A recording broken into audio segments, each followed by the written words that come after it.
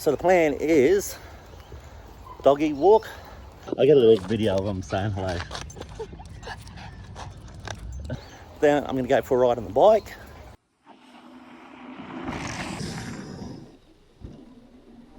Then I'm going to go to the gym. But today also I have the whole day to myself. And god damn, it's a beautiful day today. Just look at that. So beautiful. I'm so grateful to live where I do. And I feel like the luckiest man in Townsville at the moment. So I'm going for a ride. You want to come with me? It's July 2026 in North Queensland, Australia. And I'm a vlogger. I never thought that I would be a vlogger. I always thought it was kind of a bit lame. I always thought social media was kind of a bit lame as well. And for a long time I couldn't understand it. I'm Gen X, and when social media first came along, like Facebook, not so much MySpace, but Facebook in particular, it just seemed really weird to me that everybody would start sharing all their intimate details of their lives with complete strangers. I equated it to before we had digital film, digital photos,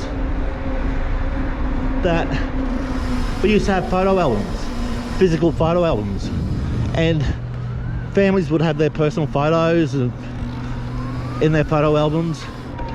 And there's no way you would take your photo album down to the local shopping centre, pick any random stranger and say, here, have a look at my photos. It just seems so weird to me. And the whole kind of look at me, I've never been a look at me kind of person. I do love myself. I'm not ashamed to admit. But that's important for your self-confidence and self-worth, and everyone should love themselves. Accept yourself. Love yourself. Accept yourself. Love yourself. It starts with you. It starts with you. If you don't love yourself, then you're going to have problems with relationships and just with life in general. So, why am I a vlogger? The main reason, my main motivation is I want to share my experiences, what I've learnt, with anybody for who it will be of some value to. Because 29, 32, naughty. Because I've gained a lot of value from all the different vloggers that I've watched over the years. And if we're going to survive as a species, we need to start caring about each other and looking out for each other and sharing with each other a lot more.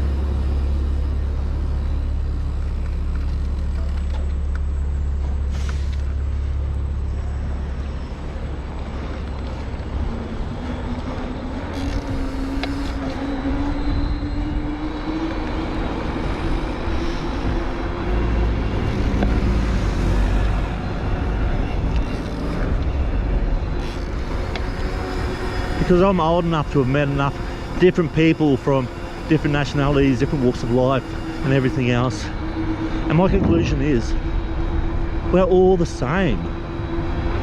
Doesn't matter what colour you are, what race you are, what language you speak, we're all the same, and the majority of us are good people. And the horrible, evil, disgusting amongst us, they are the minority. But paradoxically, they have all the power. And it's time for that to change.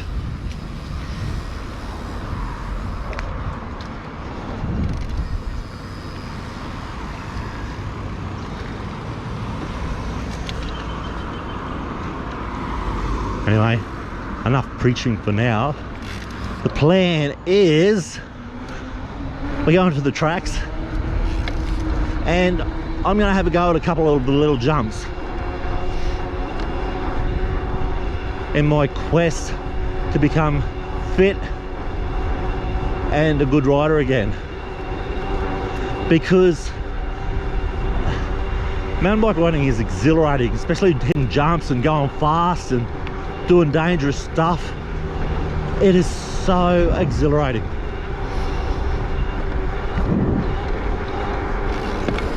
And I love it.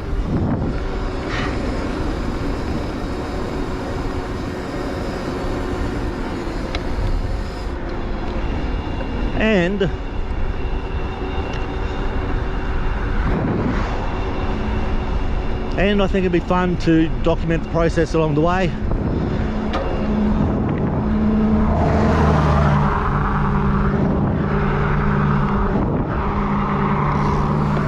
To show people, or anyone who has any self-doubt, that as long as you've got a heartbeat and you can move, you can get out there and experience life and do things that bring you joy and exhilaration. Because I believe the measure of a person's life, and this is how I measure my life, is if there's more good things going on in your life than bad things, then you're doing all right. You're doing good. Because I don't think anyone's got a perfect life. There's always going to be some kind of trouble, trial or tribulation, heartache. But if that's the overall theme of your life, then you're not having a good life. And you need to do something about it. Yeah, okay. So we're going to the jumps. I try and do some little jumps. And I hope I don't embarrass myself too much. But it's fun to get out there. And then after that, I'm going to go to the gym to continue on from my previous vlog, to show you exercises that I do to get back in shape, to get strong.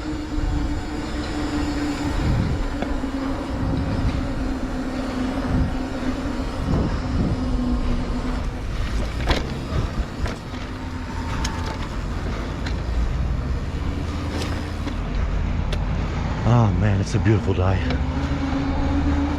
Yeah, so I started off the day with the walk with the dog. Well, actually, I had to go into work, and then I received a beautiful gift. And that gift was the gift of time. Because I'm supposed to be at work today. But through a magnificent twist of fate, I've got the day off. I'm free, baby, free as a bird. I can do whatever I want. And I choose to do things that make me happy. And that's what today's all about. It's a me day, baby.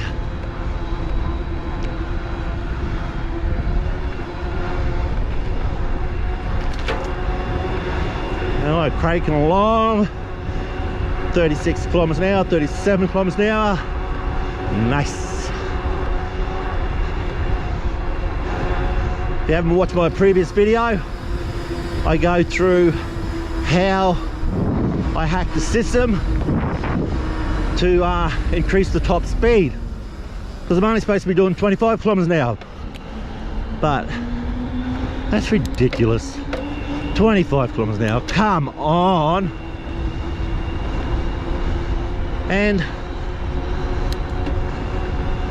You know, there's too many rules and laws, too much restriction on fun and freedom. It's ridiculous.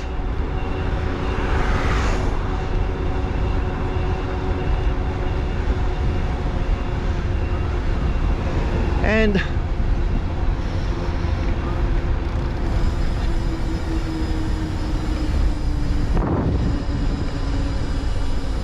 people have said that I shouldn't be putting this out in the world for everyone to see that I've modified my e-bike. But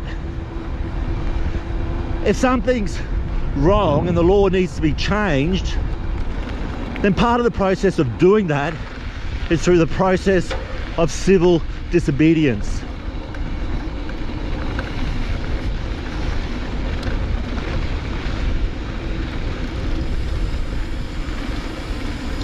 And Rosa Parks is a classic example of civil disobedience. If you don't know who Rosa Parks is, I'm going to tell you. She was a black woman, I believe, in the 60s, when racism was blatantly rife within the US. And even though on paper black people had equal rights, the reality of it was that they didn't. For example, they were segregated, and if a black person got on a public bus, then they could only sit in designated spots, and I believe it was down the back of the bus. So, and we all know that's atrocious. It's terrible, and it was just wrong and blatantly evil. Evil. And Rosa Parks famously, on that historic day, she refused to sit in the designated black person spot, and it was captured by reporters, and there was a great uproar. She was arrested. I don't know all the details about how it played out and went down, but long story short, the rules changed. She created a precedent. She was brave enough to stand up and say, no, to Lord quote, who's that bloody, you, I won't do what I told you. You, I won't do what I told you. Yeah, civil disobedience, baby. Bad things happen when good people do nothing. So, I don't, and it's a bit of a stretch to compare myself to Rosa Parks and a stupid e-bike top speed law, but the point is, someone's got to stand up and say no.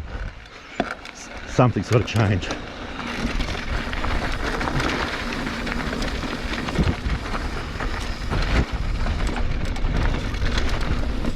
Yeah. Oh yeah. Whoa.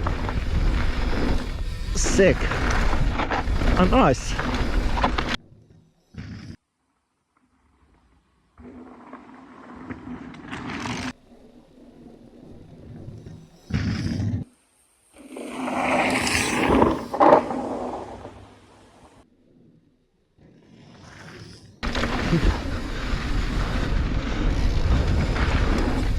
Sweet.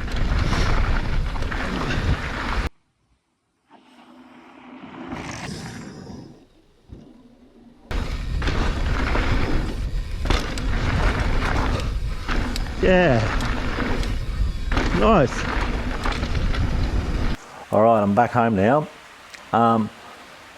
So I am starting to take creatine. Creatine is legit. It actually does work. So mix myself up some creatine. 1 scoop, 5 grams. A little bit of cordial. For sweetness, some flavour, some water, some clear liquid. Oh yeah, baby. And that's that. And the only other supplement I'm taking is fish oil. And that's all, well, for me, that's all I really need. Creatine and fish oil, that's enough. We're going to go to the gym. We're going to target core today. We're going to do some ab exercises on the machine they got there, and we're going to do some deadlifts, probably some cable seated rows, and probably some pushing kind of exercise.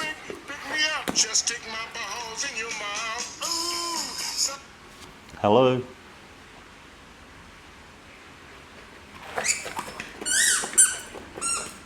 Where from, mate?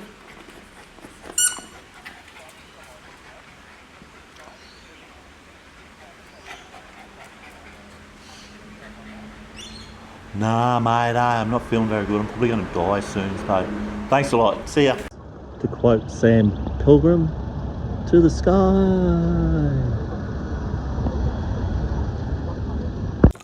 Righto, so starting off here in the gym, I'm starting with leg raises because that's targeting my lower abdominals, my core, and at the beginning, like this, because I've only recently started exercising again, I'm not sure of how many sets and how many reps I'm going to do. So my first set that I did there, I just did as many leg raises as I could until it started to hurt, and then I just pushed through for a couple, 2 or 3 more. So I think I got 15 reps out. So I'd aim for 3 sets of 15. Now, same deal here with the dips, the tricep dips. First set, I did as many as I could until it started to hurt, and then I did 1 or 2 more. Now this is the second set. I've moved the camera to a different location. You get a bit of more of a unique shot. And the camera I'm using is the DJI Nano, and it's really small little camera. It detaches from the dock, and it's got a magnetic back on it, so you can stick it in discrete places and nobody really knows it's there. You can see the people in front of me, they don't really know that I'm filming. It's not obtrusive, and it doesn't stand out. And I'm new to this vlogging business, but I didn't feel embarrassed or self-conscious at all using that little camera. And the picture quality that comes out of it is fantastic. Plus, you have the added benefit of the DJI mics that sync to it so easily and seamlessly. The cameras we have today are really, really good, really good. So yeah, as you can see on that station, I did leg raises, pull-ups and dips, 3 sets each, and I did, 15, I can't remember exactly how many I did, but I just apply that technique for each of the different exercises. First set, I do as many as I can until it starts to hurt, then do 2 more, and that sets the number for the following 2 sets. Now, that didn't really take very long to do those 3 sets of exercise on that machine. Awesome. Now I'm going to move on to the ab crunch machine. Check this out. I love this one. Okay, here we have the ab crunch machine. Notice how I've got a towel. Always bring a towel to the gym because especially in summer when it gets hot and you're sweating, no one likes to be sitting down on your sweaty bloody seat after you finish working on the machine. All right, I'm starting off. I'm doing just straight crunches, and if you have a look on the left hand side, you see there's some weights where you can stack. You can put weights on, you can take weights off to whatever resistance that you're comfortable with. Same deal there. I did as many as I could do until it started to hurt, and then did 2 more. Now, see how I pulled up that lever down the bottom there, and my legs are now at an angle. I'm doing crunches again, and this is targeting my obliques, so you get that nice cut in your in your lower abdominals to the side of you know what I mean. But yeah, when you lean and you've got that cut, the chicks dig it big time. And this machine works so well to target those obliques. Same deal again, working out how many reps I'm going to do on the first set. Then I do 3 sets of each. So we have 3 exercises, 3 different exercises on that machine. And when I'm done with that, I'm going over to do some deadlifts. All right, see you at the deadlift station. All right, we're at the deadlift station now, and to warm up, I just practice the lift with no weight on there, because deadlifts are an awkward kind of exercise to get used to. As you see how the bar is kind of running down my legs and down my shin, you've got to like engage your core, keep your back straight, and it's kind of a squat kind of motion. You probably won't be able to notice, but I use an opposite grip, so one hand is facing the other way while I'm holding the bar. You don't have to do it that way, but for me that it locks me onto the bar, and I feel more comfortable and more I feel more supportive and connected to the bar by having the opposing grips. Same deal, back at the gym, just starting. First set, I've got a lightweight, which I'm pretty sure that I'm going to be comfortable lifting. I have 2 20-kilo plates on either side, and I'm going to punch out as many reps as I can until it starts to hurt, and then aim for another 2 more, and that'll set the number for the following 2 sets. Cue fast forward and funny music.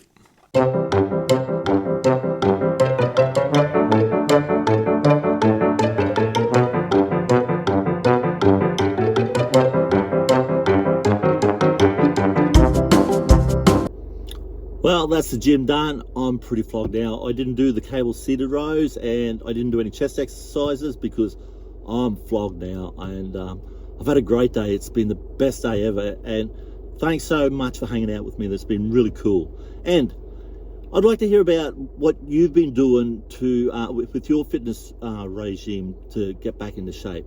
And let me know if there's anything that I should be doing, anything that I'm doing wrong, or if anything you can suggest that I can do better. All right, it's been really cool. I'll see you all in the next video.